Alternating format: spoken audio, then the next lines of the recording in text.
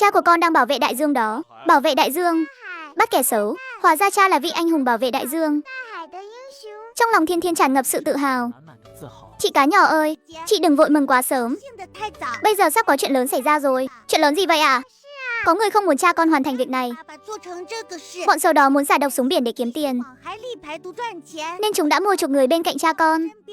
Mua chuộc là gì à? Là kẻ xấu đưa tiền để người bên cạnh cha con giúp chúng làm việc xấu. Vậy kẻ xấu đã mua chuộc ai? Chính là người cha tin tưởng nhất, Giang Khắc Trụ. Sao chú ấy lại phản bội cha con chứ?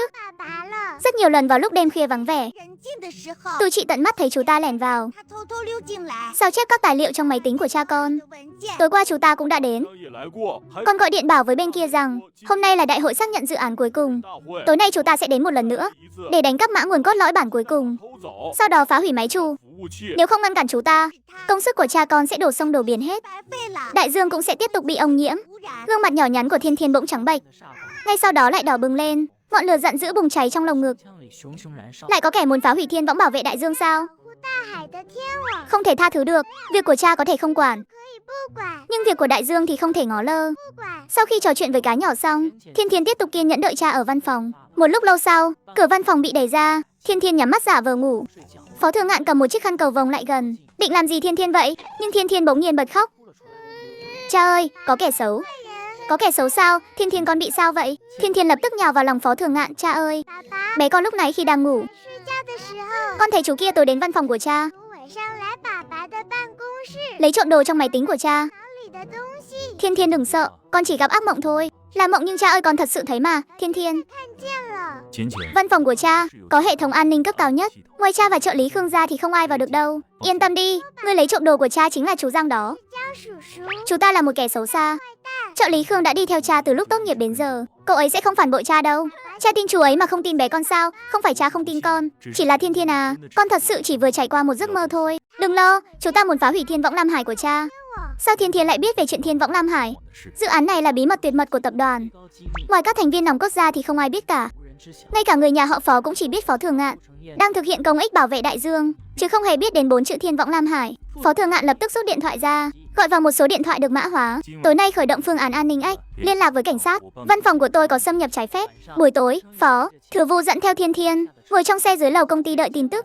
Thiên Thiên áp sát mặt nhỏ vào cửa xe, nhìn chằm chằm vào tòa nhà Phó thị không chớp mắt. Trong văn phòng tổng giám đốc tối om, trợ lý Khương mở máy tính của Phó Thường Ngạn, dùng một chuỗi mã phức tạp vượt qua từng lớp từng lửa, sau đó lấy ra một chiếc AC bơ nhỏ gọn, cắm vào màn hình, đại diện cho Lam Hải. Thanh tiến trình màu xanh của dữ liệu cốt lõi Thiên Võng bắt đầu tải lên thần tốc. Hắn rút AC bơ ra, xóa sạch mọi dấu vết thao tác, sau đó gọi một cuộc điện thoại. Ông chủ, đồ đã lấy được rồi. Vừa dứt lời, tạch một tiếng, toàn bộ đèn trong văn phòng đột ngột bật sáng.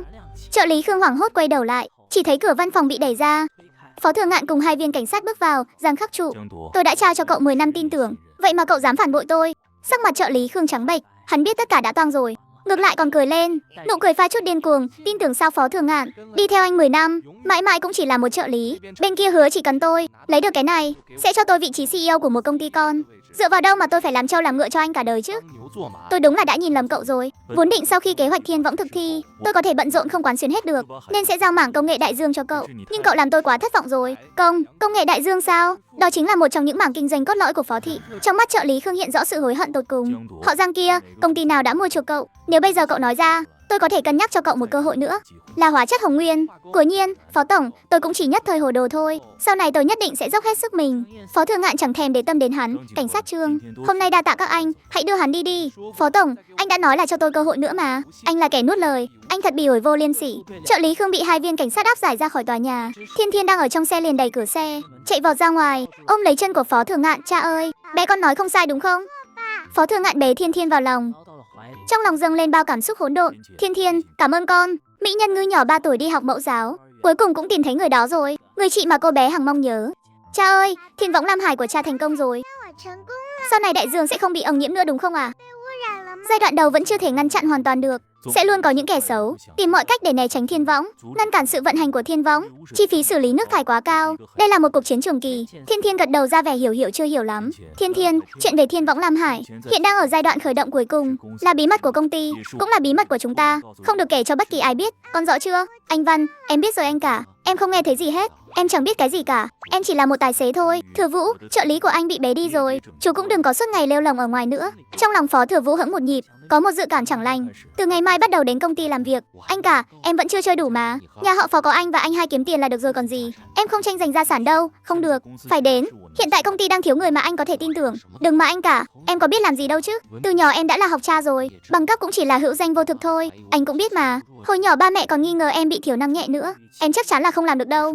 Giọng điệu của Phó Thường Ngạn không cho phép cãi lại. Anh sẽ cầm tay chỉ việc cho chú. Đợi đến khi quen việc rồi, mảng công nghệ đại dương và năng lượng đại dương của Phó Thị đều sẽ do chú tiếp quản. Gương mặt điển trai của Phó Thừa Vũ nhăn như khổ qua. Vừa nghe mấy cái này là anh đã thấy nhức đầu rồi. Anh cả, nhưng mà em, chú không đến thì anh sẽ bảo cha cắt tiền tiêu vặt của chú. Câu này đã đánh đúng vào từ huyệt của Phó Thừa Vũ.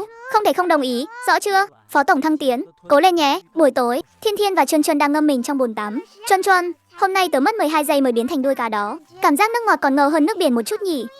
Trên đất liền cơ hội tiếp xúc với nước biển không nhiều. Cậu luyện tập nhiều vào, sau này lỡ có chạm vào nước ngọt cũng sẽ không lập tức biến ra đuôi ngay. Như vậy sẽ an toàn hơn nhiều. Thiên Thiên đem chuyện Thiên Võng Lam Hải kể cho Chuân Chuân nghe. Dù đã hứa với cha là không được nói cho ai biết, nhưng Chuân Chuân đâu phải là người. Thiên Thiên à, cha cậu tuy là một người cha tồi, nhưng lại là một người tốt đấy.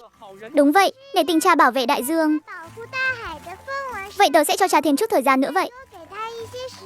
Người duy nhất ăn không ngồi rồi trong nhà là Phó Thừa Vũ cũng đã đi làm rồi. Thiên Thiên ở nhà mấy ngày thấy chán, cuối cùng cũng đồng ý chuyện đi học mẫu giáo. Phó lão tiên sinh, Phó lão phu nhân, qua đánh giá của chúng tôi, bé Phó Thiên Thiên rất thông minh, hơn nữa khả năng tự lập rất tốt, hoàn toàn không thua kém các bé 4 tuổi. Chúng tôi có thể phá lệ cho bé vào thẳng lớp rồi. Vâng, vậy thì cảm ơn các cô quá. Thiên Thiên có thể học cùng lớp với Tiểu Ngọc, chúng tôi cũng thấy yên tâm hơn. Thiên Thiên, vậy hôm nay con chính thức bắt đầu đi học mẫu giáo nhé. Ông bà nội đi trước đây, chiều tối sẽ quay lại đón con nha. Con chào ông bà nội ạ. Sau khi ông bà nội rời đi, cô giáo dắt tay Thiên Thiên bước vào lớp trồi 2. Các bạn nhỏ ơi, hôm nay lớp chúng ta đón chào một bạn mới. Bạn ấy tên là Phó Thiên Thiên. Các con vẫn còn nhớ bạn ấy chứ? Dạ nhớ à, là em gái của tớ đó. Tiểu Ngọc, em gái cậu thật sự đến học cùng trường mẫu giáo với tụi mình sao? Hơn nữa còn học chung một lớp nữa. Tuyệt quá, đáng yêu quá đi, giống như búp bê vậy.